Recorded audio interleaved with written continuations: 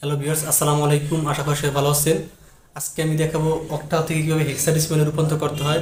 তো সবাই মনোযোগ সহকারে ভিডিওটা দেখেন, আশা করি বুঝতে পারবেন। তো প্রথম পূর্ণ সংখ্যা, তারপরে ভগ্নাংশ দেখাই।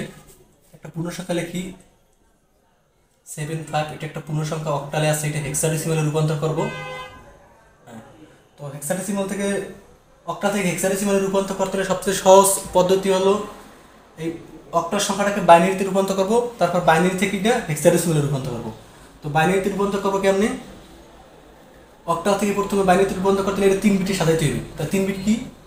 প্রথম বিট অন, অনের ডাবল 2, 2 ডাবল 4, 3 বিট। এখানে লিখি আমি 7 আর 5, একটু দূরে দূরে লিখবো 7। এখানে 7 হইতে আমাদের কি কি লাগে? 4 আর 2 6, 6 আর 1 7, মানে 13টাই লাগে আমার। On on on. 5 হইতে কি কি লাগে দেখি?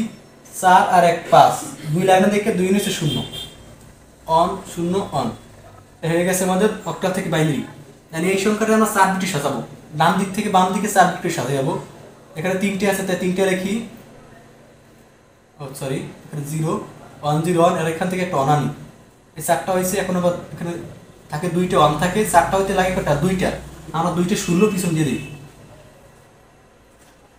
এই 4টা হয়েছে। এখন 4 বিট এখানে সাজাই। অন 2 4 আর 8, এই 4 বিট। অন, অনেক ডাবল 2, 2 ডাবল 4, 4 ডাবল 8, এই 4 বিট। এখানে কি কি আছে? 0 0 অন অন। আর কি নিচে অন আছে? 2 এর নিচে অন আছে, আর 1 এর নিচে অন আছে। তা 2 এর 1 যোগ করলে কত হয়? 3। এখানে লিখি 3। এখানে কি আছে? On on 0 on. 8 8 এর নিচে অন, 4 এর নিচে অন, আর 1 এর নিচে অন, 2 এর নিচে 0। 8 8 এর 12, 12 আর 1 13। আমরা জানি কি 13 তে কি হয়? 13 তে ডি, অতএব অ্যান্সার হবে কি?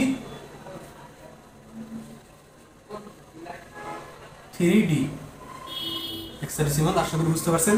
এটা হচ্ছে পূর্ণ সংখ্যা। এবার দেখো আমি ভগ্নাংশ আকারে থাকলে কেমনে করবেন। তো তার আগে একটু মুছে নেই। একটা পূর্ণ সংখ্যা লিখছি, এখন ভগ্নাংশ একটা সংখ্যা লিখি। আমি লিখলাম 3 2.67। এটা অক্টাল আছে, হেক্সাডেসিমালে রূপান্তর করবো। তা সেম নিয়ম, একেবারে সেম। কি আছে? 3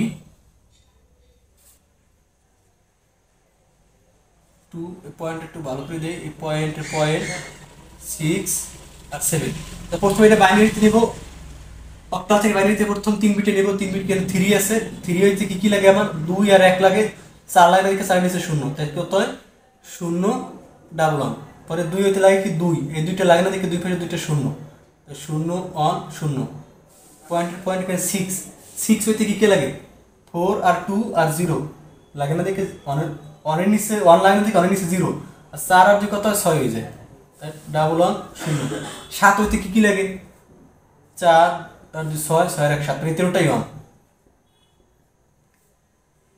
ঠিক আছে। এখন কি করবো? এই পয়েন্টের আগে পূর্ণ সংখ্যাটা ডান দিক থেকে বাম দিকে সাজাবো, আর ভগ্নাংশটা বাম দিক থেকে ডান দিকে। তো সাজাই, 4টে করে সাজাই। 0 4 বিটে সাজাবো। 0 অন 0 3টা, আর এখান থেকে একটা নিচে, এই 4টা, এই 4 বিট হয়ে গেছে। এখান থেকে কি? অন আর 0, এইটা এইটা এইটা এইটা, এই 4টে সাজাইছি। তারপরে এই অন আর 0 লিখছি। এখন 4টে হইতে কয়টা লাগে? 2টা, তাই পিছনে 2টা 0 দিই। এই 4টে হয়েছে পয়েন্টের পয়েন্ট। এখানে আবার 4 ডান দিক থেকে 4টা, 1 2 3 4, এই 4টে লিখি। ডাবল অন 0 অন থাকে কি? 2টা অন, 2টা থাকে। 4টে হইতে লাগে কয়টা? 2টা, তাই সামনে 2টা 0 বসাই দিই। এই ভগ্নাংশের ক্ষেত্রে সামনে বসাবো 0, আর পূর্ণ সংখ্যার ক্ষেত্রে পিছনে বসাবো। 4 বিট কি কি আছে?